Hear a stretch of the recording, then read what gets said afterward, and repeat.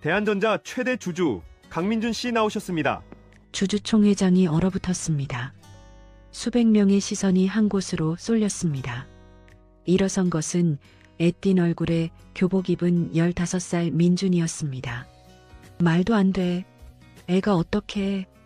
경영진의 얼굴이 창백하게 질렸습니다.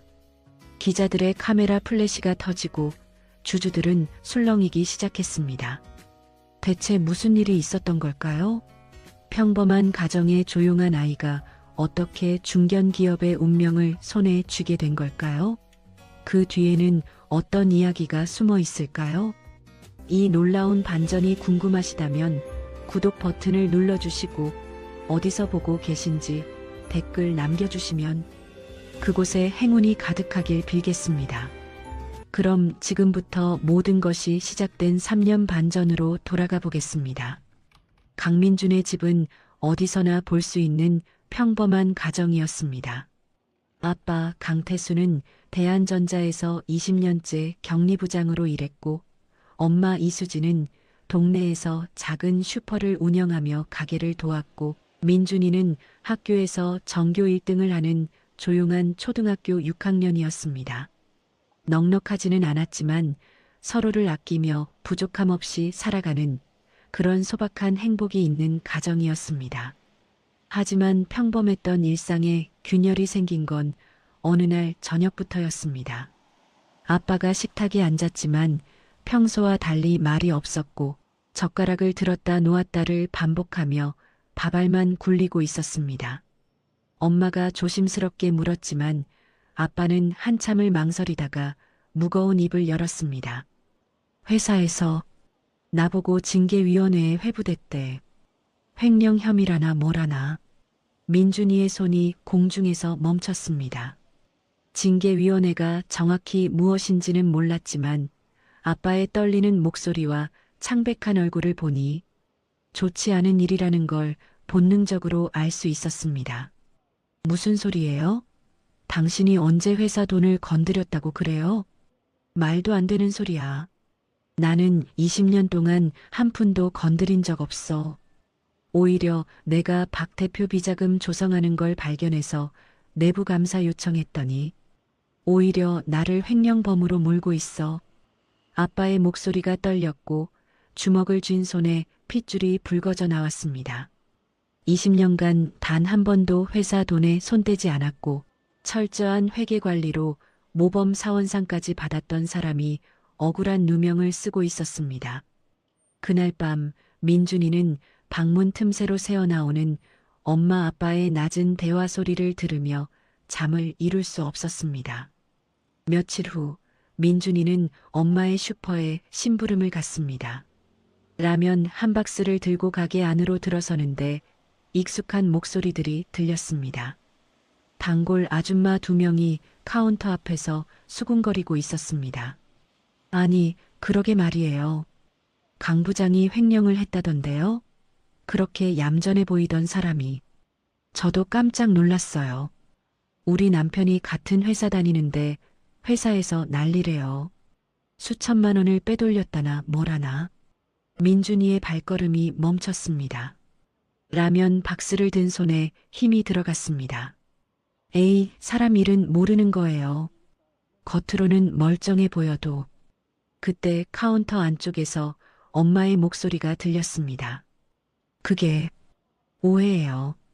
우리 남편은 그런 사람 아니에요. 곧 다 밝혀질 거예요. 엄마의 목소리는 떨리고 있었지만 억지로 밝게 웃으려 애쓰는 게 느껴졌습니다. 아, 그래요? 근데 요즘 세상에 믿을 사람이 어디 있어요.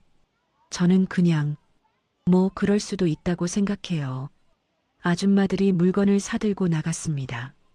민준이는 라면 박스를 안고 가게 밖 골목 모퉁이에 숨어 서 있었습니다. 그들이 완전히 사라질 때까지 기다렸습니다. 가게 안으로 들어섰을 때 엄마는 카운터에 엎드려 있었습니다. 어깨가 미세하게 떨리고 있었습니다. 민준이가 다가가자 엄마는 재빨리 눈물을 닦고 돌아섰습니다. 어머, 민준아. 언제 왔니? 라면 고마워. 엄마. 괜찮아. 엄마 괜찮아. 사람들이 원래 그래.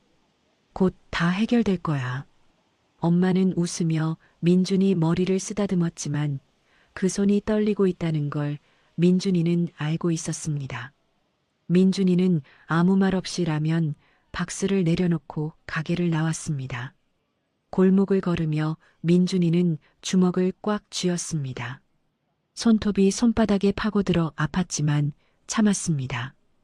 입술을 깨물며 눈물이 나오지 않게 억눌렀습니다. 동네 사람들까지 모두가 아빠를 나쁜 사람으로 보고 있어. 일주일이 지나고 최악의 순간이 찾아왔습니다. 아빠는 해고 통보를 받았습니다. 서영미 인사팀장이 징계위원회에서 거짓 증언을 했고 아빠가 회사 자금을 빼돌렸다는 위증을 서슴없이 내뱉었습니다. 증거마저 교묘하게 조작되어 있었는데 아빠가 한 번도 본 적 없는 비밀 계좌가 아빠 명의로 만들어져 있었고 그곳에 수천만 원이 들어가 있었습니다. 강 부장, 20년 수고했네. 하지만 배신자는 우리 회사에 필요 없어. 박재혁 대표의 차갑고 무자비한 목소리 앞에서 아빠는 아무 말도 하지 못했습니다. 변명할 기회조차 주어지지 않았고 징계위원회는 이미 결론을 정해놓고 형식적인 절차만 밟았을 뿐이었습니다. 그날 저녁 아빠는 20년간 사용했던 책상을 정리해서 집으로 돌아왔습니다. 낡은 서류 가방에는 가족 사진이 든 액자와 공로상, 상패들, 그리고 민준이가 초등학교 입학할 때 쓴 편지가 들어 있었습니다. 민준이는 현관에서 아빠를 기다리고 있었습니다. 문이 열리고 들어선 아빠의 얼굴은 생기를 잃은 채 창백했고 눈은 충혈되어 붉게 물들어 있었습니다. 아빠. 민준이가 다가가려는 순간 아빠는 고개를 돌리며 자기 방으로 들어가 문을 닫아버렸습니다. 그리고 그날 밤 민준이는 생애 처음으로 듣게 되었습니다. 아빠가 우는 소리를. 억눌린 흐느낌 삼키려 해도 삼켜지지 않는 절규. 20년 경력이 하루아침에 무너진 한 남자의 비통한 울음소리가 얇은 방문을 통해 새어나왔습니다. 세상에서 가장 강하고 멋있다고 생각했던 아빠가 방 안에서 혼자 무너지고 있었습니다. 민준이는 방문 앞에 주저앉아 무릎을 끌어안았습니다. 뜨거운 눈물이 뺨을 타고 흘러내렸지만 소리를 낼 수 없었습니다. 아빠에게 들릴까봐, 아빠의 슬픔에 짐이 될까봐 입을 손으로 막고 소리 없이 울었습니다. 엄마를 향한 수군거림, 아빠를 향한 모함, 그리고 무너진 가족. 민준이는 그날 밤 마음속 깊은 곳에서 무언가가 타오르는 것을 느꼈습니다. 아빠, 제가 뭐라도 할게요. 반드시 아빠의 억울함을 풀어드릴게요. 그리고 우리를 이렇게 만든 사람들에게 12살 소년의 작고 떨리는 다짐. 그것이 모든 것의 시작이었습니다. 아빠가 해고된 후 집안의 분위기는 완전히 달라졌습니다. 아빠는 하루 종일 방에만 틀어박혀 있었고 엄마는 슈퍼일을 더 늘렸지만 얼굴에는 늘 걱정이 가득했습니다. 저녁 식탁은 예전처럼 따뜻한 대화가 오가는 곳이 아니라 무거운 침묵만 흐르는 차가운 공간이 되어버렸습니다. 민준이는 그 모든 것을 조용히 지켜보며 아무 말도 하지 않았습니다. 어른들 앞에서는 괜찮은 척 웃었지만 혼자 있을 때면 주먹을 꽉 쥐고 이를 악물었습니다. 그리고 학교는 민준이에게 더 이상 안전한 곳이 아니었습니다. 월요일 아침 민준이가 교실에 들어서자 반 아이들의 수군거림이 들렸습니다. 평소 같으면 민준이에게 관심도 없던 아이들이 힐끔힐끔 쳐다보며 뭔가 이야기하고 있었습니다. 야, 민준이 아빠 회사에서 잘렸대. 진짜? 왜? 우리 아빠가 그러는데 돈 훔쳤다나 뭐라나? 민준이는 자리에 앉으며 책을 꺼냈습니다. 들리지 않는 척했지만 귀에는 모든 말이 칼처럼 파고들었습니다. 점심시간이 되자 상황은 더 악화되었습니다. 급식실에서 식판을 들고 자리를 찾는데 평소 같이 앉던 아이들이 슬쩍 자리를 피했습니다. 민준아, 미안. 여기 자리 없어. 거짓말이었습니다. 빈자리가 2개나 있었습니다. 민준이는 아무 말 없이 고개를 끄덕이고 구석 자리로 갔습니다. 혼자 밥을 먹는데 옆 테이블에서 또 수군거리는 소리가 들렸습니다. 야, 근데 횡령범 아들이랑 같이 있으면 우리도 이상하게 보이지 않을까? 맞아. 좀 그렇긴 하지. 민준이는 숟가락을 든 손을 멈췄습니다. 밥이 목으로 넘어가지 않았습니다. 억지로 삼키려 했지만 목구멍이 막힌 것처럼 답답했습니다. 교실로 돌아오는 길, 복도에서 같은 반 주호가 다가왔습니다. 주호는 반에서 제일 덩치가 크고 목소리도 큰 아이였습니다. 야, 강민준. 너희 아빠 진짜 돈 훔친 거 맞아? 민준이는 걸음을 멈췄습니다. 주호 뒤에 몇 명의 아이들이 더 서 있었습니다. 우리 아빠가 뉴스에서 봤대. 대한전자 횡령 사건. 그게 너희 아빠지? 아니야. 우리 아빠는. 에이, 거짓말하지 마. 동네 사람들도 다 안대. 너희 아빠 도둑놈이라고. 민준이의 주먹이 떨렸습니다. 입술을 깨물었습니다. 눈물이 나올 것 같았지만 참았습니다. 우리 아빠는 도둑이 아니야. 누명이야. 누명? 하하, 범죄자들은 다 그렇게 말하지. 너도 나중에 커서 아빠처럼 되는 거 아냐? 그 순간 민준이 안에서 뭔가가 터질 것 같았습니다. 주먹을 휘두르고 싶었고 소리 지르고 싶었고 울고 싶었습니다. 하지만 민준이는 꼭 참았습니다. 주먹을 쥔 채로 고개를 숙이고 그냥 교실로 돌아왔습니다. 자리에 앉아 책상에 엎드렸을 때 담임 선생님이 들어왔습니다. 선생님의 눈빛도 예전과 달랐습니다. 민준이를 바라보는 시선에 연민과 함께 미묘한 경계심이 섞여 있었습니다. 그날 방과 후 민준이는 운동장 벤치에 혼자 앉아 있었습니다. 아이들은 모두 친구들과 어울려 웃고 떠들었지만 민준이 주변에는 아무도 없었습니다. 마치 보이지 않는 벽이 민준이를 둘러싸고 있는 것 같았습니다. 아무도 내 말을 믿어주지 않아. 아빠가 억울하다는 걸 아무도. 민준이는 집으로 돌아왔습니다. 문을 열자 조용한 집안. 아빠는 방에 있고 엄마는 슈퍼에 나가고 민준이는 혼자였습니다. 그날이 바로 민준이의 12번째 생일이었습니다. 작년에는 엄마가 미역국을 끓여주고 아빠가 케이크를 사왔고 세 식구가 함께 촛불을 켜며 생일 축하 노래를 불렀습니다. 하지만 올해는 아무도 기억하지 못했습니다. 아니, 기억할 여유가 없었습니다. 민준이는 조용히 방으로 들어가 책가방을 내려놓았습니다. 잠시 망설이다가 용돈을 꺼내 편의점으로 갔습니다. 제일 작은 케이크를 샀습니다. 초도 하나 샀습니다. 방으로 돌아와 책상 위에 케이크를 놓고 초를 꽂았습니다. 라이터로 불을 붙이자 작은 불꽃이 흔들렸습니다. 생일 축하합니다. 생일 축하합니다. 민준이는 작게 노래를 흥얼거렸습니다. 목소리가 떨렸습니다. 창밖으로 옆집에서 들려오는 웃음소리, 다른 집. 아이들이 부모님과 함께 저녁을 먹으며 떠드는 소리가 들렸습니다. 12개의 촛불이 아니라 단 하나의 촛불. 혼자 부르는 생일 노래. 아무도 없는 방.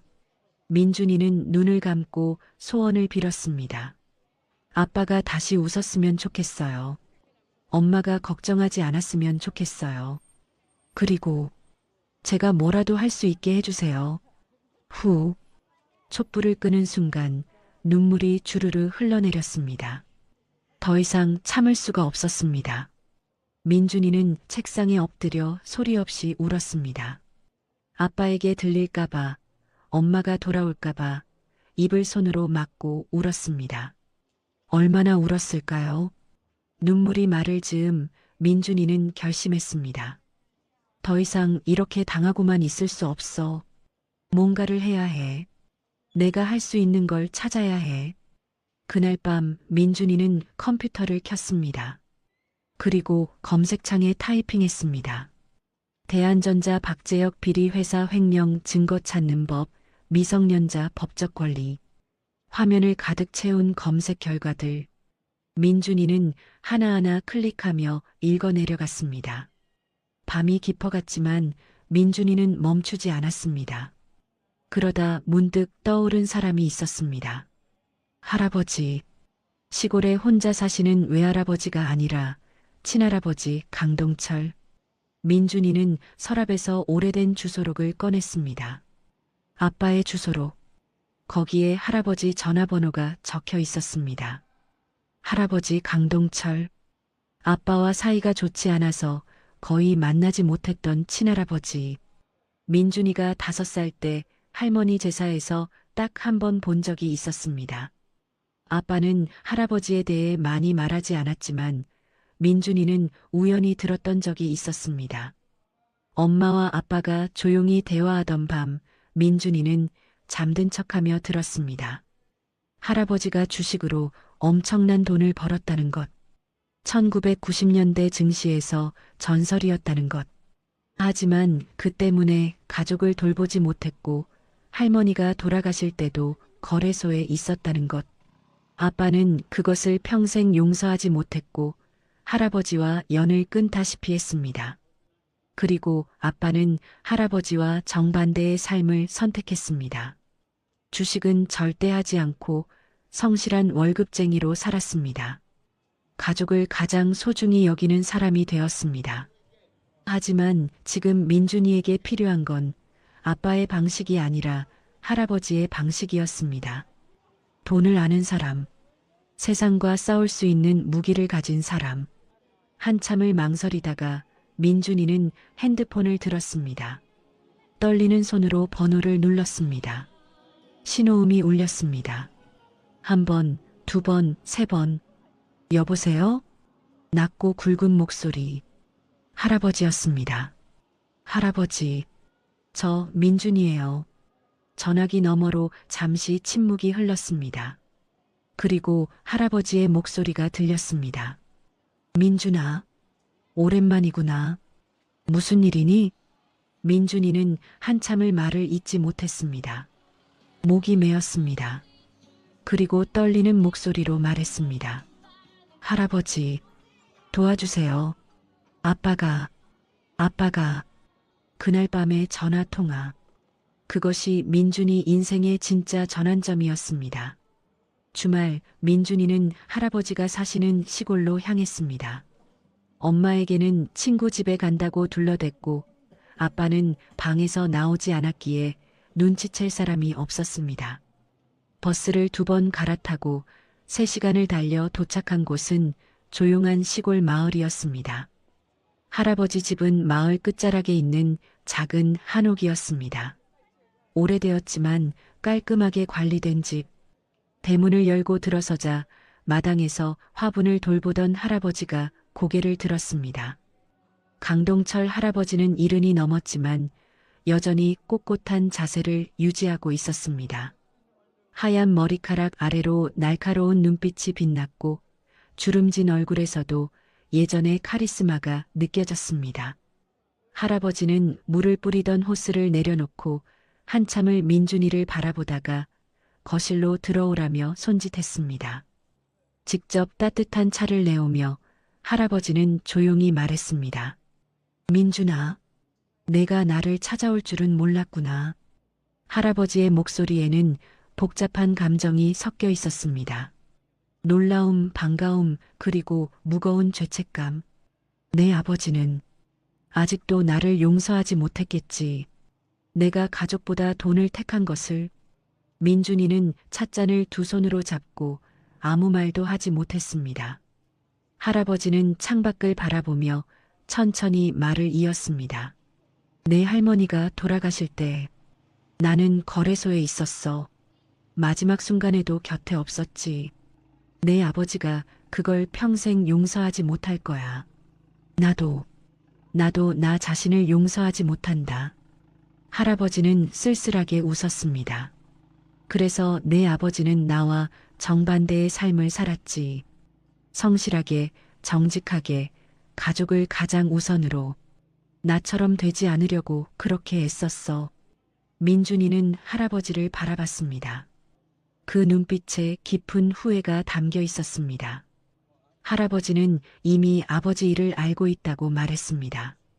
뉴스에도 나왔던 대한전자 횡령 사건, 그 회사 경리부장이 민준이 아버지라는 것을 말입니다. 할아버지, 우리 아빠는 억울해요. 아빠는 아무 잘못도 안 했어요. 민준이의 목소리가 떨렸습니다. 할아버지는 조용히 고개를 끄덕이며 민준이 아버지가 정직한 사람이라는 걸 안다고, 그래서 민준이가 여기까지 온 것 아니냐고 물었습니다. 민준이는 주먹을 꽉 쥐고 할아버지를 똑바로 바라보며 말했습니다. 도와주세요. 아빠의 억울함을 풀고 싶어요. 그리고 우리를 이렇게 만든 사람들한테 똑같이 돌려주고 싶어요. 할아버지의 눈빛이 변했습니다. 놀람과 함께 뭔가를 알아챈 듯한 표정이었습니다. 할아버지는 민준이에게 정확히 무엇을 원하는지 말해보라고 했습니다. 민준이는 잠시 망설였습니다. 그리고 용기를 내어 말했습니다. 회사를 빼앗고 싶어요. 박재혁 대표한테서 그 사람이 아빠한테 한 것처럼. 할아버지는 한참을 민준이를 바라보았습니다. 12살짜리 아이가 중견 기업을 빼앗겠다고 하는데 그게 가능하다고 생각하느냐고 물었습니다. 민준이는 모르겠지만 할아버지가 도와주시면 가능할 것 같다고 대답했습니다. 할아버지가 왜 그렇게 생각하느냐고 묻자 민준이는 주머니에서 작은 공책을 꺼냈습니다. 그 안에는 빼곡하게 숫자와 그래프가 그려져 있었습니다. 민준이는 할아버지가 옛날에 주식으로 엄청난 돈을 벌었다는 걸 안다고, 아빠가 가끔 할아버지가 1990년대 증시에서 전설이었다고 말씀하셨다고 했습니다. 할아버지의 눈썹이 올라갔습니다. 민준이는 공책을 펼쳐 보이며 자신도 주식에 관심이 많아서 혼자 공부했다고, 이건 지난 2년 동안 모의로 투자해본 기록이라고 설명했습니다. 할아버지가 공책을 받아들었습니다. 그리고 한 장 한 장 넘기기 시작했습니다. 페이지가 넘어갈수록 할아버지의 표정이 변했습니다. 숫자들이 정교했습니다. 매수 타이밍, 매도 타이밍, 손절선 설정. 12살 아이가 쓴 것이라고는 믿기 힘들 정도로 체계적이었습니다. 할아버지는 이걸 민준이가 혼자 한 거냐고 물었고, 민준이는 도서관에서 책 빌려서 공부했다고, 인터넷으로 차트 보는 법 배우고 뉴스 보면서 분석했다고 대답했습니다. 처음엔 다 틀렸는데 점점 맞추기 시작했다고 말입니다. 할아버지는 마지막 페이지를 보고 있었습니다. 최근 3개월 수익률 47%. 물론 실제 돈이 아니라 종이 위의 숫자였지만 수익률 자체는 놀라웠습니다. 민준아, 내게 재능이 있구나. 그것도 엄청난. 할아버지가 공책을 덮으며 말했습니다. 민준이의 심장이 뛰었습니다. 할아버지는 하지만 이건 장난이 아니라고, 진짜 돈을 다루는 건 종이 위의 숫자와는 완전히 다르다고, 사람의 인생이 걸려 있고 한 번 잘못하면 모든 걸 잃을 수도 있다고 경고했습니다. 알아요. 하지만 저는 해야 해요. 아빠를 위해서라도. 할아버지는 한숨을 쉬며 일어나 서재로 갔습니다. 잠시 후 두꺼운 장부 몇 권을 들고 돌아와서 이건 자신이 옛날에 쓰던 투자 일지라고, 1990년대 증시 폭등기 때 어떻게 움직였는지 다 기록되어 있다고 말했습니다. 민준이의 눈이 반짝였습니다. 하지만 할아버지는 이걸 주기 전에 민준이가 정말 이 길을 갈 각오가 되어 있는지 확인해야겠다고 말하려던 순간이었습니다. 갑자기 할아버지가 가슴을 움켜쥐었습니다. 얼굴이 일그러지며 장부가 바닥에 떨어졌습니다. 할아버지, 민준이가 황급히 달려갔습니다. 할아버지는 소파에 주저앉으며 거친 숨을 몰아쉬었습니다. 괜찮다며 약을 서랍에서 꺼내달라고 힘겹게 말했습니다. 민준이는 떨리는 손으로 서랍을 열어 약병을 꺼냈습니다. 할아버지에게 약을 드리고 물을 받아왔습니다. 약을 먹은 할아버지는 한참을 힘들게 숨을 쉬다가 천천히 진정되었습니다. 하지만 얼굴은 여전히 창백했습니다. 할아버지는 괜찮다고, 이런 건 자주 있다고, 심장이 좀 안 좋다고 말했지만 민준이는 할아버지를 부축해 침대에 눕히고는 휴대폰을 꺼내 119를 눌렀습니다. 할아버지가 안 된다고 했지만 민준이는 할아버지를 잃을 수 없다며 강하게 말했습니다. 결국 구급차가 왔고 할아버지는 병원으로 실려갔습니다. 민준이는 구급차 안에서 할아버지 손을 꽉 잡고 있었습니다. 응급실에서 검사를 받은 할아버지는 다행히 큰 위험은 없었지만 의사의 진단은 심각했습니다. 심장판막증이 많이 진행되어 당장은 괜찮지만 수술을 고려해야 할 시기이며 다만 환자 연세를 생각하면 수술 자체가 위험할 수 있다는 내용이었습니다. 민준이는 병실 밖 복도에 앉아 고개를 숙였습니다. 할아버지마저 아프다니. 이제 겨우 시작하려고 했는데. 한참 후 할아버지가 민준이를 병실로 불렀습니다. 민준이는 조심스럽게 침대 옆에 앉았습니다. 할아버지는 힘없는 미소를 지으며 민준이 머리를 쓰다듬고는 자신이 약해서 미안하다고 말했습니다. 아니에요. 제가 할아버지한테 무리한 부탁을 해서.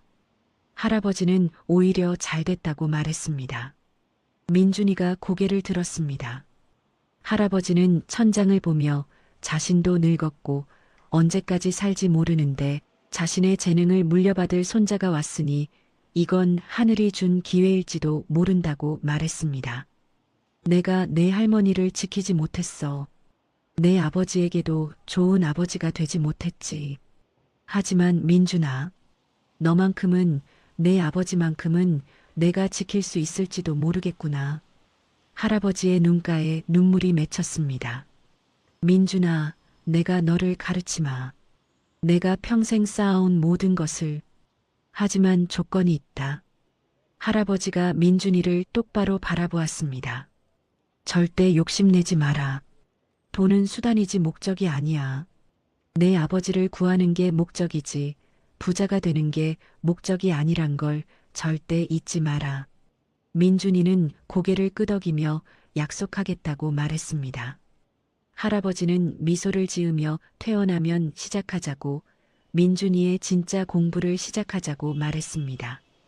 그날 밤 민준이는 할아버지 곁에서 잠들었습니다. 꿈속에서 민준이는 보았습니다. 수많은 숫자들이 춤추는 것을, 그래프가 상승하는 것을, 그리고 아빠가 다시 웃는 것을. 이제 시작이었습니다. 진짜 싸움의 시작이. 일주일 후 할아버지는 퇴원했습니다. 의사는 무리하지 말라고 했지만 할아버지는 민준이가 방문한 그날부터 바로 가르치기 시작했습니다. 민준이는 주말마다 할아버지 집을 찾았고 때로는 평일 방과 후에도 버스를 타고 시골로 향했습니다. 할아버지의 서재는 작은 전쟁터였습니다. 벽면을 가득 채운 차트들, 수십 년 된 투자 일지들, 증시 변동을 기록한 노트들. 할아버지는 그 모든 것을 민준이에게 펼쳐 보이며 하나하나 설명했습니다. 할아버지는 주식이 숫자가 아니라 사람의 마음이라고 가르쳤습니다. 공포와 탐욕, 이 두 가지가 시장을 움직이며 민준이가 배워야 할 건 숫자가 아니라 사람이라고 말했습니다. 할아버지는 1990년대 자신이 어떻게 움직였는지 보여주었습니다. 폭등장에서 어떻게 팔았는지, 폭락장에서 어떻게 샀는지, 모두가 탐욕에 빠졌을 때 냉정하게 빠져나왔고, 모두가 공포에 떨 때 과감하게 들어갔습니다. 할아버지가 1994년 증시 대폭락 차트를 가리키며 그때 가장 많이 샀다고 말하자 민준이는 차트를 들여다보다가 천천히 대답했습니다. 기업의 본질 가치는 변하지 않았으니까요. 공포 때문에 주가만 떨어진 거죠. 할아버지는 만족스럽게 고개를 끄덕였습니다. 민준이는 빠르게 배워나갔습니다. 이론으로만 공부했던 것들이 할아버지의 실전 경험과 만나면서 완전히 다른 차원의 지식으로 변했습니다. 한 달이 지났을 때 할아버지가 이제 실전을 해볼 시간이라며 민준이에게 용돈 모은 게 얼마나 있냐고 물었습니다. 민준이는 저금통을 꺼냈습니다. 그동안 모아둔 돈 50만 원이 전부였습니다. 할아버지는 그 돈을 보며 미소 지었고 이걸로 시작하자고 했습니다. 하지만 이건 민준이 돈이니 할아버지가 결정해주지 않을 거라고 민준이가 스스로 판단하고 스스로 책임져야 한다고 못 박았습니다. 민준이는 고개를 끄덕였습니다. 그리고 일주일 동안 기업들을 분석했습니다. 재무제표를 보고 뉴스를 읽고 산업 동향을 파악했습니다. 그리고 민준이는 결정했습니다. 작은 IT 부품 회사, 최근 적자에 허덕이지만 신기술 개발에 성공한 회사. 주가는 바닥을 치고 있었지만 민준이는 그 회사의 기술이 곧 빛을 발할 거라 확신했습니다. 할아버지는 민준이가 작성한 분석 보고서를 읽어보고는 판단의 근거를 물었습니다. 민준이는 또박또박 설명했습니다. 회사의 기술력, 시장 진입 가능성, 현재 저평가된 이유와 곧 회복될 근거들. 할아버지는 조용히 듣고 있다가 해보라고 허락했습니다. 할아버지가 자신의 계좌를 빌려주었습니다. 미성년자인 민준이는 직접 계좌를 만들 수 없었기 때문입니다. 민준이는 떨리는 손으로 매수 버튼을 눌렀습니다. 50만 원. 전액 매수. 그날 밤 민준이는 잠을 이룰 수 없었습니다. 처음으로 진짜 돈을 넣은 것입니다. 종이 위에 숫자가 아니라 자신이 2년간 모은 돈. 잃으면 다시 모으는데 또 2년이 걸릴 돈. 다음 날 장이 열렸습니다. 주가는 움직이지 않았습니다. 그 다음 날도, 그 다음 날도. 일주일이 지났지만 변화가 없었습니다. 민준이가 자신이 잘못 판단한 게 아니냐고 불안해하자 할아버지는 시장은 민준이 시간표대로 움직이지 않는다고 기다려야 할 때를 아는 것도 투자자의 능력이라고 가르쳤습니다. 그리고 열흘째 되던 날이었습니다. 그 회사가 대기업과 부품 공급 계약을 맺었다는 뉴스가 나왔습니다. 주가가 움직이기 시작했습니다. 5% 상승, 10% 상승, 15% 상승. 민준이는 컴퓨터 앞에 앉아 숨을 죽이며 화면을 바라보았습니다. 숫자가 계속 올라갔습니다. 50만 원이 60만 원이 되었습니다. 할아버지가 팔 것인지 물었지만 민준이는 다시 뉴스를 읽고 계약 규모와 향후 전망을 분석한 뒤 아직이라고 더 오를 거라고 대답했습니다. 며칠 더 지났습니다. 주가는 30%까지 올랐습니다. 50만 원이 70만 원 가까이 되었습니다. 하지만 민준이는 팔지 않았습니다. 그리고 한 달 후 그 회사가 추가 계약 소식을 발표했습니다. 주가가 폭등했습니다. 50% 상승, 50만 원이 80만 원이 되었습니다. 민준이는 그제야 매도 버튼을 눌렀습니다. 첫 투자에서 60% 수익, 30만 원을 벌었습니다. 할아버지는 민준이를 바라보며 조용히 미소 지었습니다. 잘했다고 칭찬하면서도 교만하지 말라고, 이건 운이 좋았던 것일 수도 있으니 진짜 실력은 꾸준함에서 나온다고 일러주었습니다. 민준이는 고개를 끄덕였습니다. 하지만 가슴속에서는 뭔가가 타오르고 있었습니다. 할 수 있다는 확신, 아빠를 구할 수 있다는 희망. 그날부터 민준이는 더 열심히 공부했습니다. 80만 원을 다시 투자했고 다음에도 성공했습니다. 100만 원이 되었고 150만 원이 되었고 200만 원이 되었습니다. 학교에서는 여전히 혼자였고 집에서는 여전히 무거운 침묵이 흘렀지만 민준이에게는 이제 목표가 있었습니다. 조금씩 천천히 하지만 확실하게 앞으로 나아가고 있었습니다. 그러던 어느 날 할아버지가 진지한 표정으로 말했습니다. 민준아, 내가 이제 어느 정도 실력을 갖췄어. 하지만 곧 벽에 부딪힐 거야. 무슨 벽이요? 내가 미성년자라는 벽. 지금은 내 계좌로 하고 있지만 금액이 커지면 문제가 생겨. 세금 문제도 있고 법적인 문제도 있지. 그리고 무엇보다 할아버지는 잠시 말을 멈췄다가 계속했습니다. 대한전자를 인수하려면 최소 100억이 필요해. 지금처럼 조금씩 불리는 걸로는 10년이 걸릴 거야. 내 아버지가 그때까지 기다릴 수 있겠니? 민준이는 입술을 깨물었습니다. 할아버지 말이 맞았습니다. 지금 속도로는 너무 느렸습니다. 그럼 어떻게 해야 해요? 할아버지는 민준이 어깨에 손을 올렸습니다. 더 배워야 해. 단순히 주식만이 아니라 법을 배워야 하고 사람을 다루는 법을 배워야 하고 세상이 어떻게 돌아가는지 알아야 해. 그리고 무엇보다 할아버지가 민준이를 똑바로 바라보았습니다. 위험을 감수할 각오를 해야 해. 안전하게만 가려면 목표에 도달할 수 없어. 민준아, 내가 정말 준비되었니? 민준이는 창밖을 바라보았습니다. 저 멀리 서울 방향. 아빠가 있는 곳. 매일 방에 틀어박혀 세상을 포기한 듯 살아가는 아빠. 민준이는 주먹을 꽉 쥐었습니다. 준비됐어요. 뭐든지 할게요. 할아버지는 긴 한숨을 쉬었습니다. 그리고 조용히 말했습니다. 그럼 다음 단계로 가자. 진짜 싸움은 이제부터다. 밤하늘에 별이 빛났습니다. 민준이는 그 별들을 올려다보며 다짐했습니다. 아빠, 조금만 기다려요. 제가 반드시 아빠를 구할게요. 12살 소년의 작은 몸 안에서 거대한 불꽃이 타오르기 시작했습니다. 2달이 흘렀습니다. 민준이의 자금은 꾸준히 늘어났습니다. 200만 원이 300만 원이 되었고 다시 500만 원을 넘어섰습니다. 학교에서는 여전히 혼자였고 집에서는 여전히 무거운 공기가 흘렀지만 민준이는 묵묵히 자신의 길을 걸어갔습니다. 하지만 민준이는 주식 투자만 하고 있지 않았습니다. 밤이면 컴퓨터 앞에 앉아 대한전자를 조사했습니다.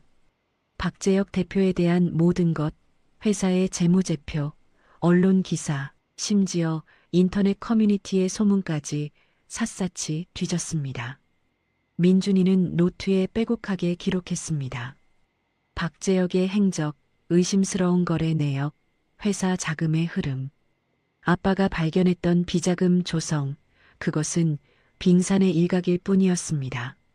그러던 어느 날 민준이는 인터넷 기사 하나를 발견했습니다.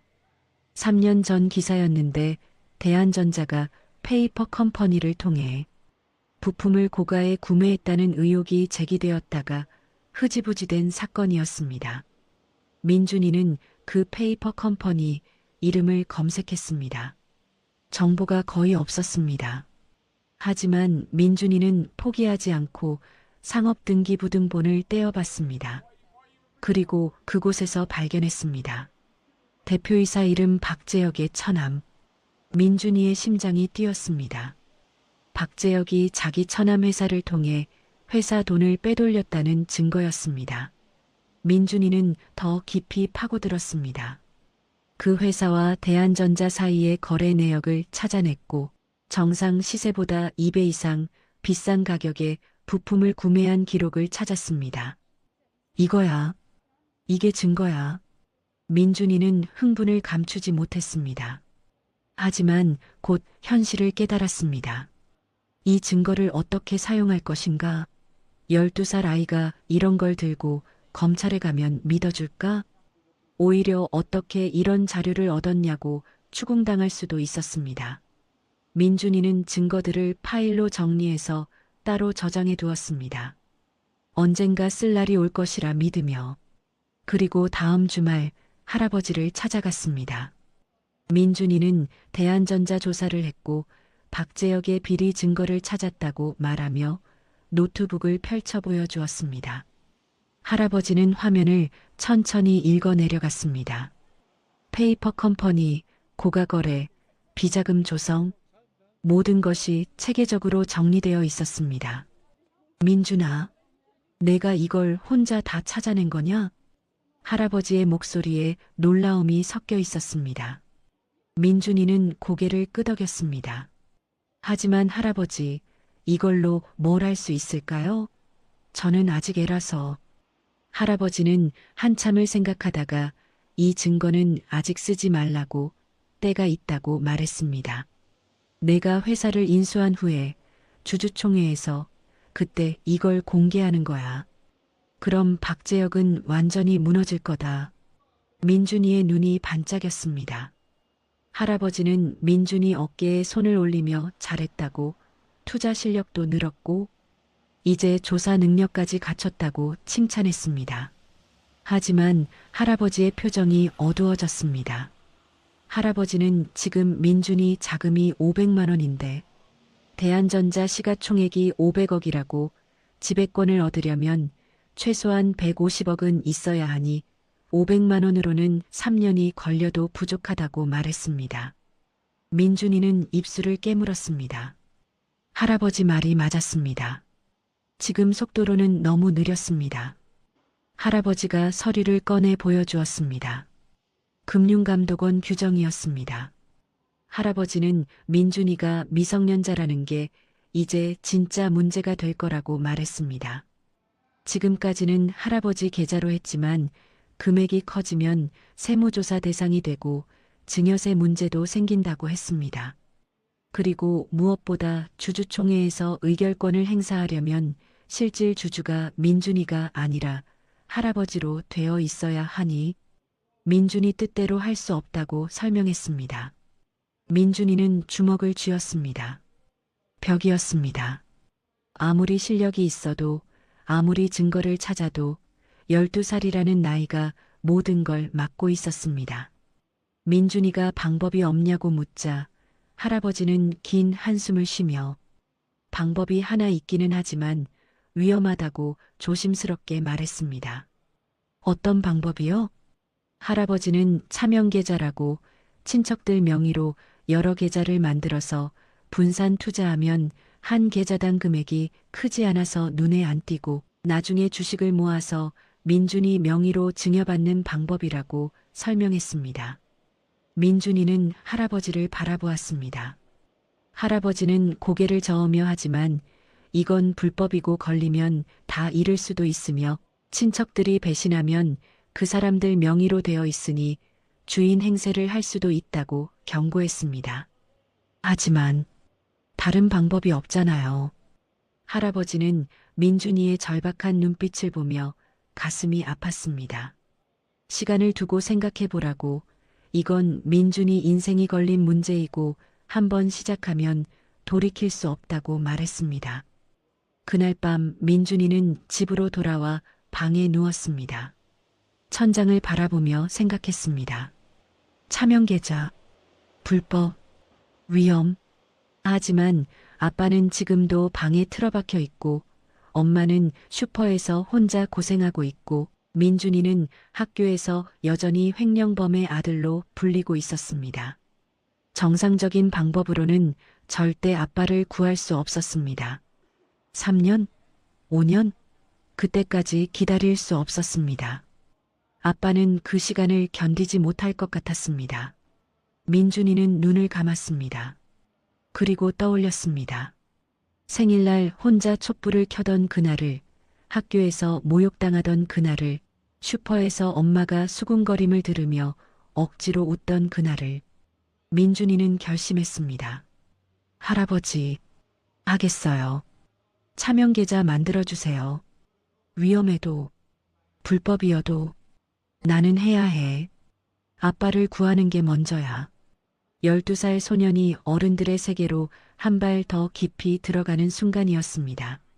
그리고 그 선택이 얼마나 위험한 것인지 민준이는 아직 몰랐습니다.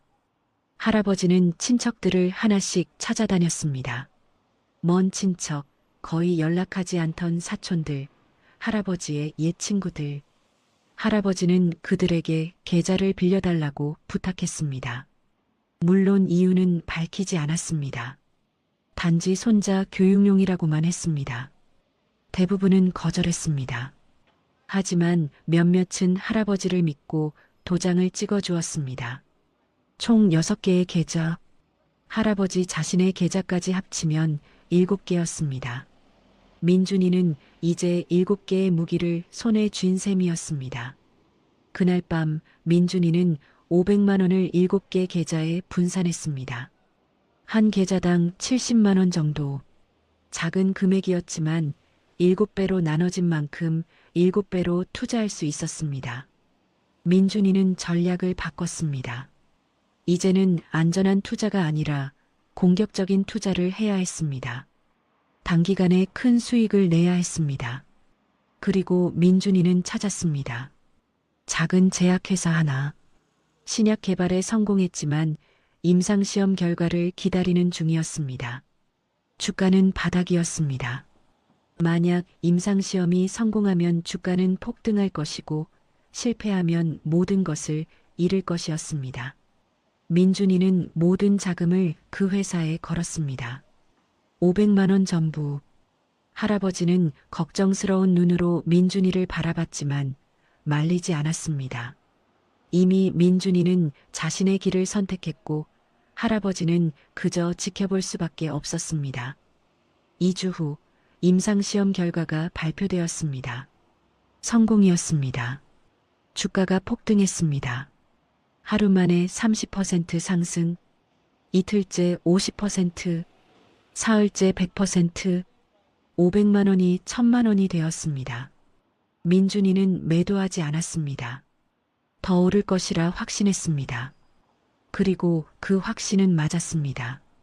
일주일 후 대형 제약사가 그 회사를 인수하겠다는 뉴스가 나왔습니다. 주가가 다시 폭등했습니다. 500만 원이 2000만 원이 되었습니다. 민준이는 그제야 전량 매도했습니다. 한 달 만에 300% 수익. 13살 소년이 만들어낸 기적이었습니다. 하지만 민준이는 멈추지 않았습니다. 2000만 원을 다시 7개 계좌로 나눴고 다음 투자처를 찾았습니다. 그리고 또 성공했습니다. 2000만 원이 3500만 원이 되었습니다. 석 달이 지났을 때 민준이의 자금은 5000만 원을 넘어섰습니다. 그리고 6달 후 민준이는 드디어 큰 물고기를 발견했습니다. 중견 건설사 하나가 부도 직전이었습니다. 주가는 바닥을 치고 있었고 모두가 그 회사를 포기했습니다. 하지만 민준이는 뉴스를 파고들었습니다. 그 회사가 보유한 땅, 재개발 예정 구역 한가운데 있는 대형 부지. 민준이는 확신했습니다.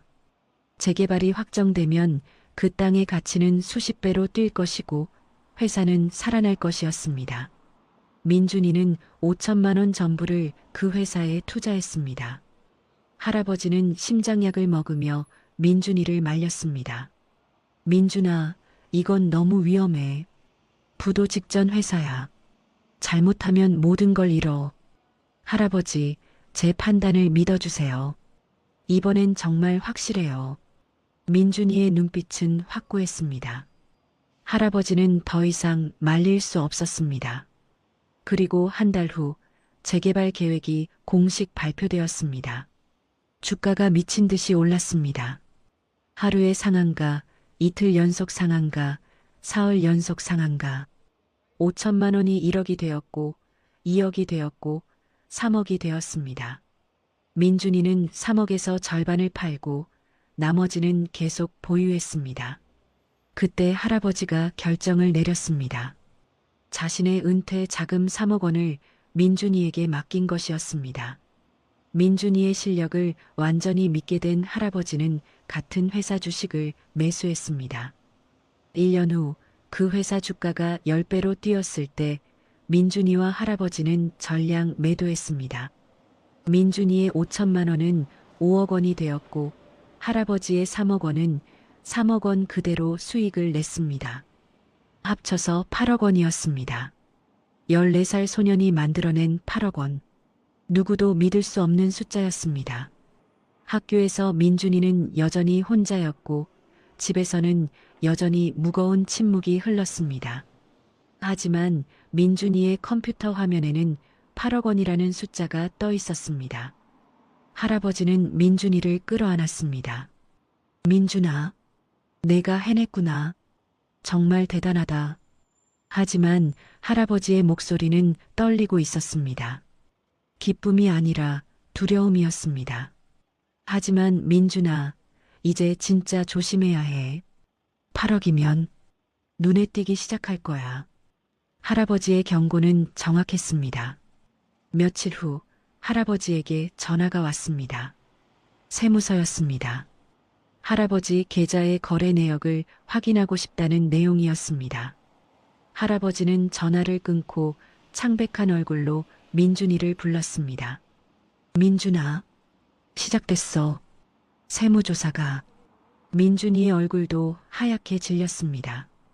할아버지는 민준이 어깨를 잡았습니다. 아직 다른 계좌들은 괜찮아. 하지만 내 계좌가 문제야.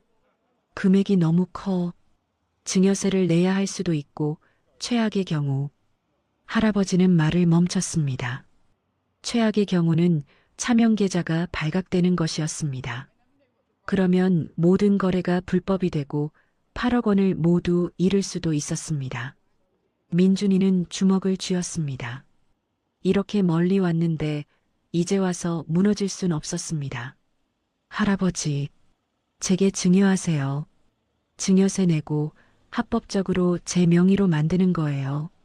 하지만 민준아, 증여세가 3억은 넘을 거야. 그러면 남는 게 5억밖에 안 돼. 괜찮아요.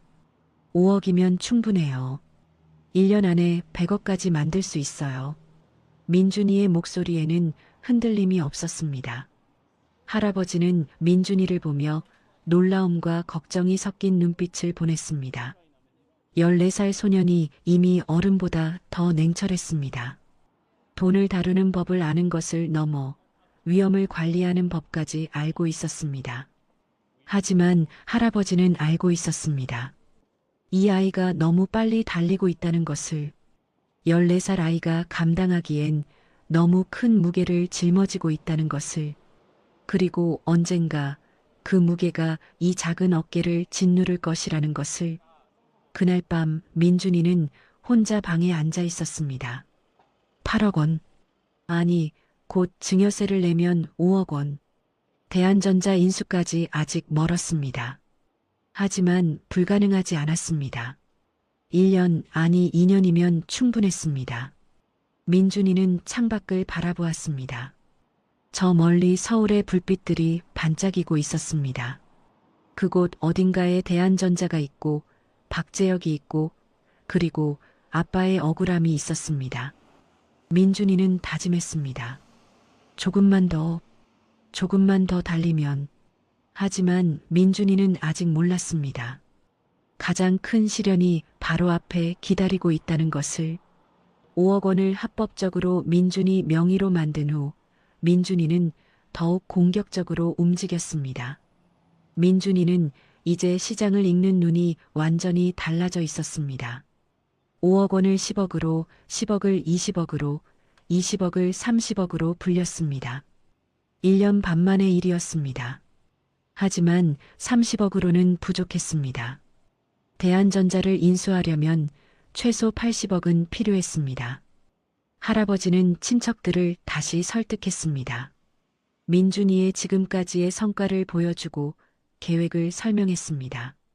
친척들은 망설였지만 결국 민준이의 실력을 믿기로 했습니다.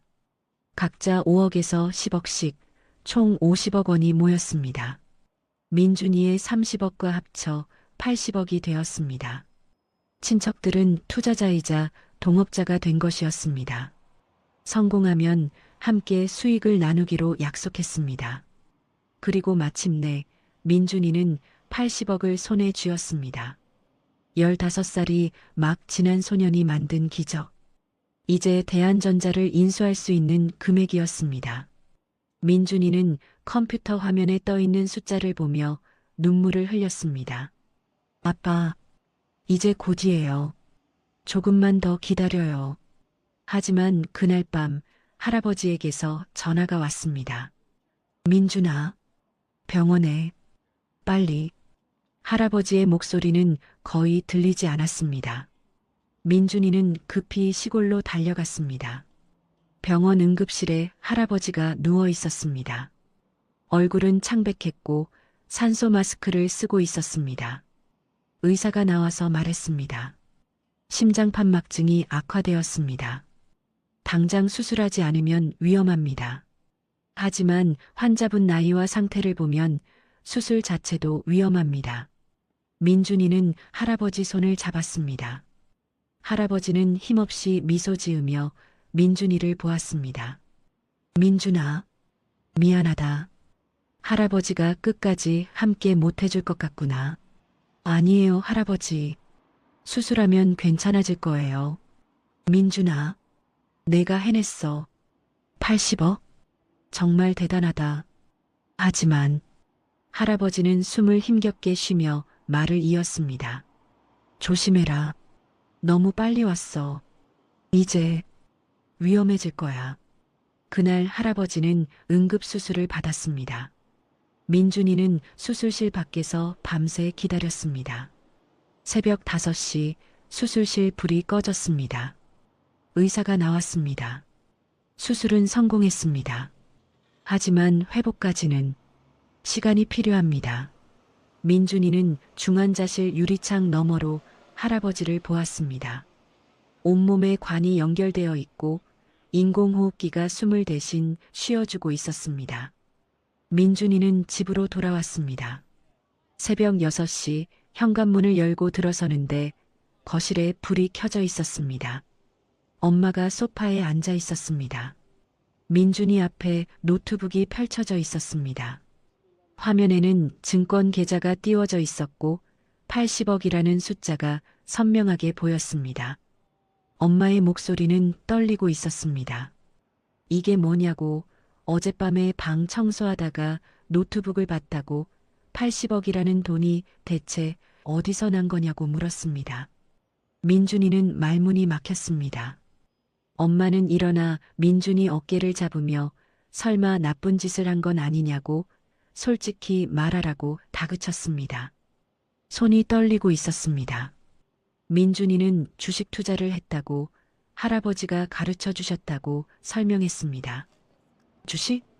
15살 애가 주식으로 80억을? 말도 안 돼.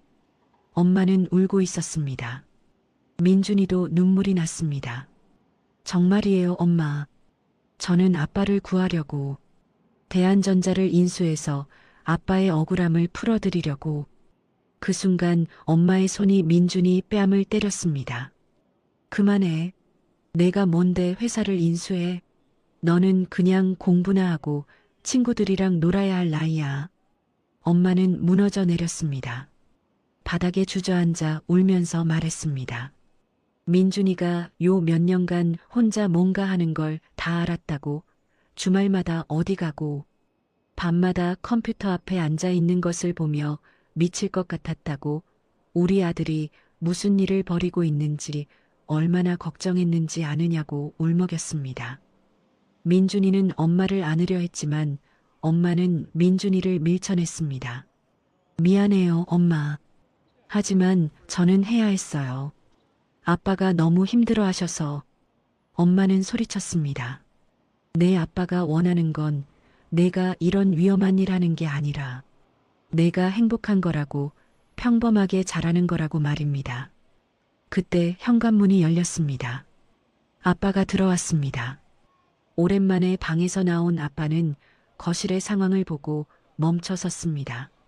무슨 일이야? 엄마는 아빠에게 노트북을 보여주었습니다. 아빠는 화면을 보고 민준이를 보고 다시 화면을 보았습니다. 민준아, 이게... 바로 그때 민준이 휴대폰이 울렸습니다. 모르는 번호였습니다. 민준이가 받자 차가운 목소리가 들렸습니다. 강민준 씨입니까? 금융감독원입니다. 민준이의 얼굴이 하얗게 질렸습니다. 귀하의 계좌와 관련하여 차명계좌 사용 의혹이 제기되었습니다. 현재 귀하의 모든 계좌를 동결 조치했으니 내일 오전 10시까지 금융감독원으로 출석하시기 바랍니다. 전화가 끊겼습니다. 민준이는 허탈하게 소파에 주저앉았습니다. 80억? 모두 동결되었습니다. 엄마가 물었습니다. 민준아, 지금 뭐라고 했어? 민준이는 대답할 수 없었습니다. 모든 것이 무너졌습니다. 할아버지는 중환자실에 있고 엄마는 울고 있고 80억은 동결되었습니다. 그날 밤 민준이는 집을 나왔습니다. 어디론가 걸었습니다. 무작정 걸었습니다. 지하철을 타고 버스를 타고 한강 다리까지 왔습니다. 다리 위에 서서 강물을 내려다봤습니다. 차가운 바람이 불었습니다. 15살 소녀는 난간을 붙잡고 서 있었습니다. 모든 것을 잃었습니다. 할아버지는 죽어가고 있고 엄마는 실망했고 아빠는 여전히 방에 틀어박혀 있고 80억은 사라졌습니다. 미안해요. 아빠, 제가 실패했어요. 민준이는 눈물을 흘렸습니다. 차가운 강물이 아래서 흐르고 있었습니다. 이렇게 끝나는 건가? 민준이는 난간에 손을 올렸습니다. 하지만 그 순간 주머니에서 무언가 느껴졌습니다. 민준이는 손을 넣어 꺼냈습니다. 할아버지가 예전에 준 낡은 사진이었습니다. 어린 민준이와 할아버지가 함께 찍은 사진. 할아버지가 미소 짓고 있었고 5살 민준이가 할아버지 무릎에 앉아 있었습니다. 사진 뒷면에 할아버지의 글씨가 있었습니다. 민준아, 넘어져도 괜찮아. 다시 일어서면 돼. 할아버지가 항상 내 곁에 있단다. 민준이는 사진을 꽉 쥐었습니다. 눈물이 멈추지 않았습니다. 할아버지, 제가 어떻게 해야 해요? 그리고 민준이는 깨달았습니다. 할아버지가 가르쳐 준 것, 가장 중요한 것.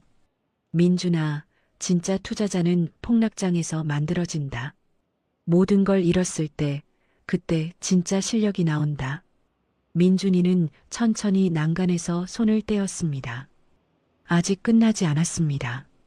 80억은 동결되었지만 사라진 게 아니었습니다. 할아버지는 중환자실에 있지만 아직 살아계셨습니다. 그리고 민준이에게는 아직 무기가 남아 있었습니다. 대한전자의 비리 증거. 민준이는 다리를 돌아섰습니다. 집으로 가는 길 민준이는 다짐했습니다. 한 번 더, 단 한 번만 더 기회를 만들어낼 거야. 가장 깊은 어둠 속에서 가장 작은 빛이 보이기 시작했습니다. 다음 날 아침 민준이는 금융감독원으로 향했습니다. 엄마가 함께 가겠다고 했지만 민준이는 혼자 가겠다고 했습니다. 이건 민준이가 시작한 일이었고 민준이가 끝내야 할 일이었습니다. 금융감독원 조사관은 중년의 남자였습니다. 책상 너머로 민준이를 바라보는 눈빛은 차갑고 날카로웠습니다. 조사관은 서류를 넘기며 민준이 계좌 거래 내역을 분석한 결과 차명계좌 사용 의혹이 강하게 제기된다고 말했습니다. 특히 7개 계좌가 동시에 같은 종목을 매수, 매도한 기록이 다수 발견되었다고 했습니다. 이는 명백한 자본시장법 위반이며 미성년자가 이런 금액을 운용한다는 것 자체가 의심스럽고 차명계좌를 통한 탈세 의혹도 있다고 지적했습니다. 민준이는 조용히 가방에서 서류 묶음을 꺼냈습니다. 그리고 조사관 앞에 놓으며 설명했습니다. 증여세 납부 영수증, 할아버지로부터 정식으로 증여받고 세금을 낸 증거, 그리고 모든 거래 내역과 분석 보고서, 민준이가 직접 분석하고 투자한 기록들이었습니다. 조사관은 서류를 훑어봤습니다. 수백 장에 달하는 기업 분석 자료, 재무제표, 투자 판단 근거, 15살 소년이 작성했다고는 믿기 힘든 수준이었습니다. 하지만 조사관은 이것만으로는 부족하다고 차명계좌 사용 자체가 문제라고 말했습니다. 민준이는 고개를 숙이고 솔직하게 인정했습니다. 미성년자라서 다른 방법이 없었다고, 하지만 탈세 목적은 아니었고 증여세도 다 냈으며 이제는 자신의 명의로 정리하고 싶다고 말했습니다. 조사관은 한참을 민준이를 바라보았습니다. 그리고 한숨을 쉬며 말했습니다. 법은 법이지만 민준이가 미성년자이고 잦은 신고한 점, 그리고 증여세를 성실히 납부한 점을 감안하여 과태료 부과 선에서 마무리하겠다고 했습니다. 단 차명계좌는 즉시 정리하고 향후 모든 거래는 본인 명의로만 하라고 당부했습니다. 민준이는 고개를 들었습니다. 조사관이 계속 말했습니다. 80억 중 30억은 일단 동결을 유지하지만 50억은 지금 당장 사용 가능하다고 했습니다. 민준이의 눈이 커졌습니다. 50억? 완전히 잃은 줄 알았는데 50억을 쓸 수 있다니. 감사합니다. 정말 감사합니다. 민준이는 깊게 고개를 숙였습니다. 금융감독원을 나와 병원으로 달려갔습니다. 할아버지가 있는 병원. 중환자실 앞에 섰을 때 간호사가 다가와 환자가 깨어났다고, 의식이 돌아왔다고 알려주었습니다. 민준이는 뛰어서 중환자실로 들어갔습니다. 할아버지가 침대에 누워 있었습니다. 여전히 약해 보였지만 눈을 뜨고 있었습니다. 할아버지. 민준이가 다가가자 할아버지는 천천히 고개를 돌렸습니다. 그리고 작은 미소를 지으며 쓰러져서 미안하다고 말했습니다. 아니에요. 할아버지가 깨어나셔서 정말 다행이에요. 민준이는 할아버지 손을 잡았습니다. 할아버지의 손은 차갑고 힘이 없었지만 따뜻했습니다. 할아버지가 80억은 어떻게 됐냐고 물었습니다. 민준이는 오늘 있었던 일을 모두 말했습니다. 금융감독원, 과태료 50억 해제, 30억 동결. 할아버지는 조용히 듣고 있다가 고개를 끄덕이며 잘했다고, 정말 잘 대처했다고 칭찬했습니다. 50억이면 충분하다고 말했습니다. 민준이가 이제 어떻게 해야 하냐고 묻자 할아버지는 잠시 생각하다가 대답했습니다. 이제 친척들한테 부탁해야 한다고, 차명계좌를 정리하는 대신 위임장을 받으라고 했습니다. 주주총회에서 의결권을 행사할 수 있게 말입니다. 민준이의 눈이 반짝였습니다. 그럼 민준이 명의는 아니지만 컨트롤할 수 있다는 거냐고 묻자 할아버지는 그렇다고 대답했습니다. 법적으로는 문제없고 위임장만 받으면 된다고, 하지만 친척들을 설득해야 하고 그들이 민준이를 믿어야 한다고 말했습니다. 민준이는 고개를 끄덕였습니다.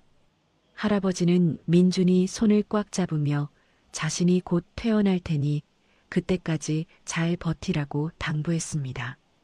그날 저녁 민준이는 집으로 돌아왔습니다. 거실에 엄마가 앉아 있었습니다. 어제처럼 환한 표정이 아니었습니다. 그저 지쳐 보였습니다. 엄마가 민준이를 앉으라고 했습니다. 민준이는 조심스럽게 엄마 맞은편에 앉았습니다. 한참의 침묵이 흘렀습니다. 엄마가 먼저 입을 열었습니다. 어제 너무 심했다고, 민준이를 때린 것은 자신이 잘못했다고 말했습니다. 엄마의 눈에 눈물이 맺혔습니다. 민준이가 무슨 위험한 일을 하는 줄 알았고 나쁜 길로 빠진 줄 알았는데 알고 보니 아빠를 구하려고 했던 거라고 말했습니다. 엄마, 죄송해요. 말씀 안 드리고. 민준이도 눈물이 났습니다. 엄마는 일어나 민준이를 끌어안았습니다. 그리고 한참을 같이 울었습니다.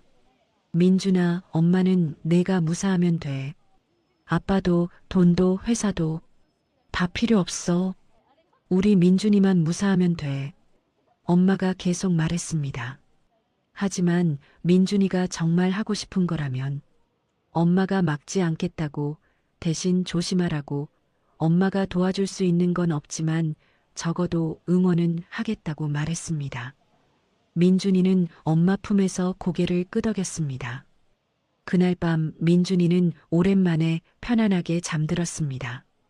할아버지가 깨어났고 50억이 풀렸고 엄마가 이해해 주셨습니다. 아직 갈 길은 멀었습니다. 30억은 여전히 동결되어 있었고 대한전자 인수는 쉽지 않을 것이었습니다. 하지만 이제 혼자가 아니었습니다. 할아버지가 있고 엄마가 있었습니다. 가장 어두웠던 밤이 지나고 작은 새벽빛이 비치기 시작했습니다. 다음 날 아침 민준이는 컴퓨터 앞에 앉았습니다. 50억을 어떻게 운용할 것인가? 30억이 풀릴 때까지 시간을 벌면서도 대한전자를 인수할 준비를 해야 했습니다. 민준이는 노트를 펼쳤습니다. 그리고 적기 시작했습니다. 1단계 친척들 설득, 위임장 확보 2단계 50억으로 대한전자 주식 조금씩 매수 3단계 30억 해제 후 추가 매수 4단계 주주총회 준비 5단계 박재혁 비리 증거 공개 계획은 명확했습니다. 이제 실행만 남았습니다. 민준이는 창밖을 바라보며 다짐했습니다. 이제 진짜 시작이야. 대한전자 기다려. 15살 소년의 반격이 시작되려 하고 있었습니다. 일주일 후 할아버지가 퇴원했습니다. 여전히 많이 약해져 있었지만 할아버지의 눈빛은 살아있었습니다. 민준이와 할아버지는 함께 친척들을 찾아다니기 시작했습니다. 첫 번째로 찾아간 곳은 할아버지의 사촌 동생 집이었습니다. 그는 처음에는 고개를 저었습니다. 계좌를 빌려준 것만으로도 불안한데 위임장까지 준다는 건 너무 위험하다는 것이었습니다. 하지만 할아버지가 설득했습니다. 민준이의 실력을 증명하는 자료를 보여주고 지금까지의 수익률을 설명했습니다. 그리고 민준이가 직접 앞으로의 계획을 설명했습니다. 삼촌, 제가 책임지겠습니다. 만약 손해가 나면 제가 보상하겠습니다. 하지만 성공하면 삼촌께도 큰 이익이 돌아갈 겁니다. 민준이의 진지한 눈빛을 본 사촌 동생은 결국 도장을 찍었습니다. 하나씩 하나씩 친척들이 설득되었습니다. 한 달이 걸렸습니다.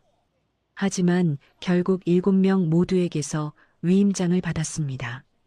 이제 민준이는 법적으로 문제없이 주주총회에서 의결권을 행사할 수 있었습니다. 그리고 민준이는 움직이기 시작했습니다. 대한전자의 주식을 조금씩 매수하기 시작했습니다. 한꺼번에 많은 양을 사면 주가가 올라가고 눈에 띄기 때문에 여러 계좌로 나눠서 천천히 샀습니다. 7개 계좌를 활용해 각기 다른 시간대에 다른 수량으로 매수했습니다. 패턴을 최대한 숨기기 위해서였습니다. 일주일에 5억 원어치씩, 한 달에 20억 원어치. 석 달이 지났을 때 민준이는 대한전자 주식 6%를 확보했습니다. 50억 원이 모두 대한전자 주식으로 바뀌었습니다. 그리고 좋은 소식이 왔습니다. 금융감독원에서 최종 확인이 끝났다며 나머지 30억도 해제한다는 통보였습니다. 민준이는 숨을 깊이 들이마셨습니다. 이제 80억 전부를 쓸 수 있었습니다. 30억을 추가로 투자하면 대한전자 지분 12%까지 확보 가능했습니다. 하지만 그 순간 민준이는 멈췄습니다. 12%로는 부족했습니다. 대한전자의 최대 주주는 박재혁으로 35%를 보유하고 있었습니다.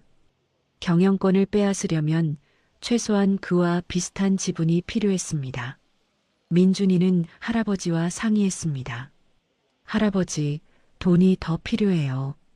80억으로는 부족해요. 할아버지는 고개를 끄덕였습니다. 민준아, 다른 방법이 있어. 소액주주들을 모으는 거야. 대한전자에는 박재혁한테 불만 있는 소액주주들이 많아. 그들의 위임장을 받으면 돼. 민준이의 눈이 빛났습니다. 그리고 또 다른 계획이 떠올랐습니다. 할아버지, 그리고 주가를 떨어뜨려야 해요. 뭐? 지금 주가로는 제가 더 사기 힘들어요. 하지만 주가가 떨어지면 같은 돈으로 더 많은 지분을 살 수 있어요. 할아버지는 민준이를 보며 놀랐습니다. 15살 소년이 이미 경영권 분쟁의 핵심을 꿰뚫고 있었습니다. 민준아, 주가를 떨어뜨린다는 건 박재혁의 비리를 공개한다는 거냐? 네. 하지만 지금은 아니에요. 주주총회 한 달 전에 공개해야 해요. 그래야 주가가 폭락하고 소액주주들이 분노하고 저한테 위임장을 주겠죠. 할아버지는 한참을 민준이를 바라보았습니다. 그리고 조용히 웃었습니다. 내가 정말 컸구나. 민준이는 미소 지었습니다. 하지만 그 미소 속에는 냉철함이 있었습니다. 그리고 한 달 후 대한전자에서 공지가 났습니다. 정기 주주총회 개최. 날짜는 2달 후였습니다. 민준이는 달력에 날짜를 표시했습니다. 그리고 역산하기 시작했습니다. 주주총회 한 달 전 비리 공개, 주주총회 2주 전 소액주주 설득, 주주총회 당일 박재혁 축출. 완벽한 계획이었습니다. 하지만 민준이는 몰랐습니다. 박재혁도 움직이고 있다는 것을. 어느 날 민준이에게 택배가 왔습니다. 보낸 사람은 대한전자였습니다. 민준이는 조심스럽게 열었습니다. 안에는 초대장이 들어 있었습니다. 주주 간담회에 초대합니다. 장소 대한전자 본사 회의실. 일시 이번 주 금요일 오후 2시. 민준이는 초대장을 보며 생각했습니다. 박재혁이 자신을 부른다는 것. 이미 자신이 주식을 사들이고 있다는 걸 눈치챘다는 뜻이었습니다. 민준이는 여러 계좌로 분산 매수하며 패턴을 숨겼지만 대한전자 전산팀이 최근 이를 발견한 것이 분명했습니다. 3달에 걸쳐 6%를 매수한 것, 그리고 모두 같은 사람의 친척 명의라는 것. 박재혁은 위협을 느꼈을 것입니다. 할아버지는 가지 말라고 했습니다. 위험하다고, 박재혁이 뭘 할지 모른다고 말했습니다. 하지만 민준이는 결심했습니다. 할아버지, 괜찮아요. 저도 박재혁을 직접 봐야 해요. 제가 상대할 사람이 누구인지 알아야죠. 금요일 오후 민준이는 대한전자 본사 앞에 섰습니다. 서울 중심가에 위치한 20층짜리 건물. 아빠가 20년간 일했던 곳. 그리고 아빠를 배신한 곳. 민준이는 건물 안으로 들어갔습니다. 로비를 지나 엘리베이터를 타고 최고층으로 올라갔습니다. 회의실 문이 열렸습니다. 긴 테이블 끝에 한 남자가 앉아 있었습니다. 50대 중반, 정장을 입고 있었고 날카로운 눈빛으로 민준이를 바라보고 있었습니다. 박재혁이었습니다. 박재혁이 테이블 반대편을 가리키며 앉으라고 했습니다. 민준이는 조용히 앉았습니다. 박재혁은 서류를 넘기며 말했습니다. 강민준, 15살 강태수의 아들, 최근 석 달간 대한전자 주식 6%를 매수한 재미있는 소년이라고 말했습니다. 민준이는 대답하지 않았습니다. 박재혁이 계속 말했습니다. 민준이 아버지 강태수가 자신을 배신하려 했다고, 회사, 돈을 횡령했다고 누명 씌우려 했지만 실패했고 해고당했다고 말했습니다. 민준이의 주먹이 꽉 쥐어졌습니다. 박재혁은 그걸 보고 웃으며 화가 나냐고, 당연하겠지만 민준이가 지금 매우 위험한 일을 하고 있다고 경고했습니다. 민준이는 박재혁을 똑바로 바라보며 입을 열었습니다. 위험한 건 당신이에요. 박 대표님, 제가 가진 증거를 보면 알 겁니다. 박재혁의 눈빛이 변했습니다. 무슨 증거냐고 물었습니다. 민준이는 미소 지었습니다. 주주총회 때 보여드리죠. 박재혁은 잠시 민준이를 응시하다가 일어났습니다. 마지막으로 한 번만 경고한다며 지금이라도 그만두라고, 민준이 나이에 이런 걸 감당할 수 없다고, 그리고 가족도 생각해보라고 말했습니다. 협박이었습니다. 민준이도 일어났습니다. 제 가족을 걱정해 주셔서 감사합니다. 하지만 박 대표님이야말로 본인 걱정을 하셔야 할 것 같네요. 민준이는 돌아서서 회의실을 나왔습니다. 엘리베이터를 타고 내려오는 동안 민준이의 손은 떨리고 있었습니다. 무서웠습니다. 박재혁의 눈빛, 협박, 모든 것이 무서웠습니다. 하지만 동시에 확신도 생겼습니다. 박재혁은 자신을 두려워하고 있습니다. 15살 소년을 위협해야 할 만큼 불안해하고 있습니다. 그 말은 민준이가 이길 수 있다는 뜻이었습니다. 민준이는 건물 밖으로 나와 하늘을 올려다봤습니다. 아빠, 조금만 더 기다려요. 제가 반드시 아빠의 이름을 되찾아 드릴게요. 전쟁이 시작되었습니다. 주주총회 한 달 전, 민준이는 인터넷에 익명으로 글을 올렸습니다. 제목은 대한전자 비리 폭로였습니다. 그리고 첨부한 파일. 3년 전 박재혁이 천암회사를 통해 회사 돈을 빼돌린 증거, 상업등기부등본, 거래 내역서, 정상 시세와 비교한 분석 자료, 모두 민준이가 13살 때 찾아낸 것들이었습니다. 글은 순식간에 퍼졌습니다. 증권 커뮤니티, 투자 카페, SNS, 다음날 언론이 움직였습니다. 방송에서 대한전자 비리 의혹을 보도했고 검찰이 수사에 착수했습니다. 대한전자 주가가 폭락했습니다. 하루 만에 하한가, 이틀째 하한가. 소액주주들이 분노했습니다. 민준이는 소액주주 커뮤니티에 글을 올렸습니다. 자신을 강민준이라 밝히고 주주총회에서 박재혁을 축출하겠다고 선언했습니다. 그리고 함께해달라고, 위임장을 자신에게 달라고 요청했습니다. 처음에는 의심하는 사람들이 많았습니다. 15살 소년을 어떻게 믿느냐고, 농담이냐고 말했습니다. 하지만 민준이는 자신의 분석 자료를 공개했습니다. 대한전자의 재무제표 분석, 향후 전망, 박재혁 퇴진 후 회복 시나리오, 전문가 수준의 자료였습니다. 그리고 자신의 이야기를 털어놓았습니다. 아빠가 누명을 쓰고 해고당한 것, 3년 반간 준비해온 것, 할아버지와 함께한 것, 진심이 담긴 글이었습니다. 소액주주들이 움직이기 시작했습니다. 하나, 둘 위임장이 모였습니다. 200명, 300명, 500명. 주주총회 일주일 전 민준이는 소액주주 30%의 위임장을 확보했습니다. 민준이가 가진 지분 6%와 친척들 명의 6%, 그리고 소액주주 위임 30%, 합쳐서 42%였습니다. 박재혁의 35%를 넘어섰습니다. 주주총회 당일, 대한전자 본사 대강당에는 수백 명의 주주들이 모였습니다. 민준이는 할아버지, 엄마와 함께 입장했습니다. 사람들의 시선이 집중되었습니다. 박재혁이 단상에 올라 계획을 선언했습니다. 그리고 실적을 보고하기 시작했지만 소액주주들의 거센 야유가 쏟아졌습니다. 비리를 저지르고도 뻔뻔하다고, 당장 물러나라고 외쳤습니다. 박재혁의 얼굴이 굳었습니다. 안건 토론이 시작되었습니다. 민준이가 손을 들었습니다. 사회자가 민준이를 지목했습니다. 민준이는 천천히 단상으로 걸어갔습니다. 마이크 앞에 섰습니다. 수백 명이 민준이를 보고 있었습니다.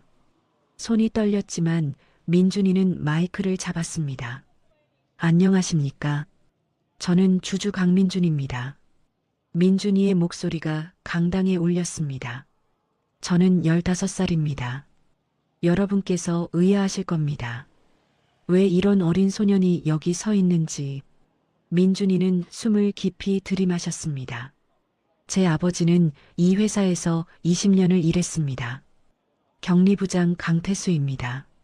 4년 전 아버지는 박재혁 대표의 비리를 발견했습니다.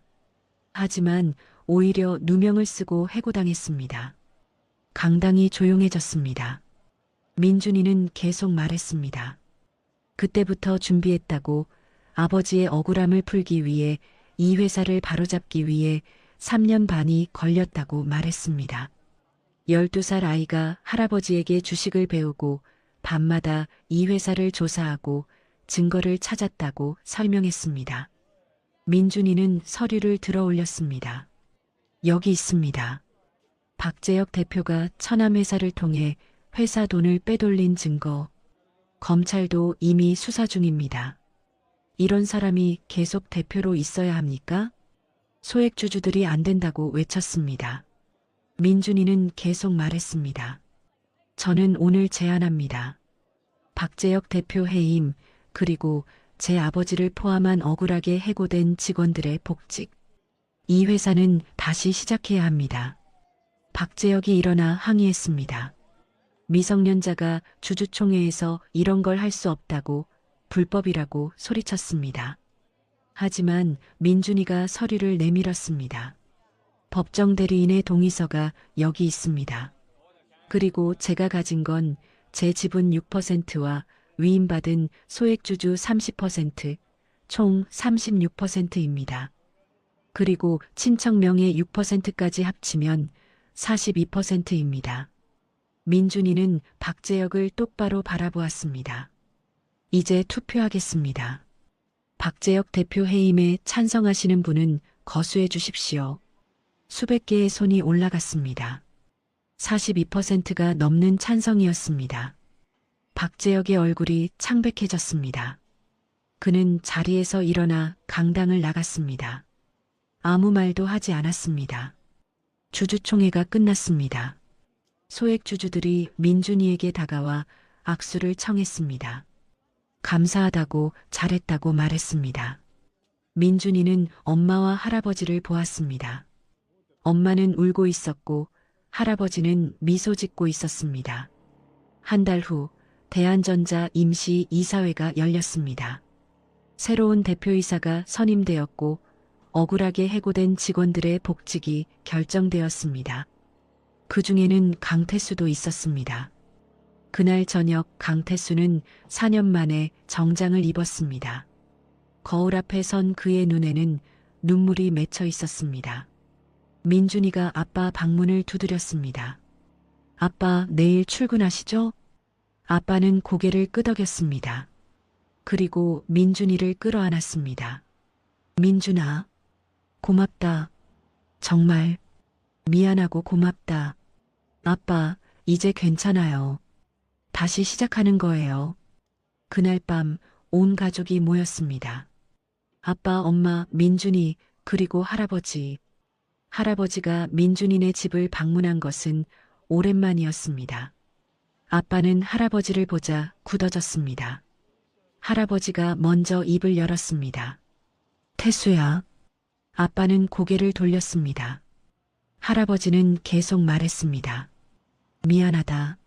아버지가. 내가 어렸을 때 너무 일만 했어. 너를 제대로 돌보지 못했어. 그래서 내가 나를 미워한 것도 당연해. 아빠의 눈에 눈물이 맺혔습니다. 하지만 민준이 덕분에 아버지는 기회를 얻었어. 손자를 가르치면서 아버지도 배웠어. 돈보다 중요한 게 뭔지, 가족이 얼마나 소중한지. 할아버지가 아빠 앞에 섰습니다. 용서해 줄 수 있겠니? 한참의 침묵이 흘렀습니다. 아빠가 천천히 고개를 들었습니다. 아버지, 저도 미안했어요. 아버지를 미워했던 것. 이제 이해해요. 아버지도 최선을 다하셨던 거죠. 아빠와 할아버지가 서로를 끌어안았습니다. 20년 넘게 쌓인 벽이 무너지는 순간이었습니다. 엄마와 민준이도 울고 있었습니다. 그날 저녁 네 사람은 함께 식탁에 앉았습니다. 엄마가 준비한 음식이 가득했습니다. 평범한 저녁이었지만 그 어느 때보다 따뜻했습니다. 할아버지가 민준이를 보며 말했습니다. 민준아, 내가 우리 가족을 다시 모았구나. 고맙다. 민준이는 고개를 저었습니다. 할아버지, 저 혼자 한 게 아니에요. 할아버지가 가르쳐 주셨고, 엄마가 응원해 주셨고, 아빠가 있었기 때문에 할 수 있었어요. 우리 가족이 함께 한 거예요. 아빠가 민준이 머리를 쓰다듬었습니다. 우리 아들 정말 많이 컸구나. 식사 후 민준이는 자기 방으로 돌아왔습니다. 창밖을 바라보며 생각했습니다. 3년 반의 여정이 끝났습니다. 12살 소년이 시작한 싸움은 15살 소년이 이겼습니다. 하지만 민준이는 알고 있었습니다. 이건 끝이 아니라 시작이라는 것. 아빠는 다시 회사에서 일할 것이고, 가족은 다시 행복해질 것이고, 민준이도 이제 평범한 학생으로 돌아갈 것입니다. 책상 위에 할아버지가 준 낡은 공책이 있었습니다. 3년 반 전 그 공책에서 모든 것이 시작되었습니다. 민준이는 공책 마지막 장을 펼쳤습니다. 할아버지가 적어둔 글이 있었습니다. 민준아, 진짜 투자는 주식이 아니라 사람이란다. 내가 가장 큰 투자는 내 가족에게 한 거야. 그리고 그 투자는 반드시 성공할 거란다. 할아버지가 약속한다. 민준이는 공책을 덮고 미소 지었습니다. 창밖으로 별이 빛나고 있었습니다. 내일은 새로운 날이 시작될 것입니다. 15살 소년의 이야기는 이렇게 끝이 났습니다. 하지만 강민준의 진짜 인생은 이제 시작이었습니다. 여러분은 12살 민준이의 용기로 시작된 이 대단한 모험 이야기가 어떠셨나요?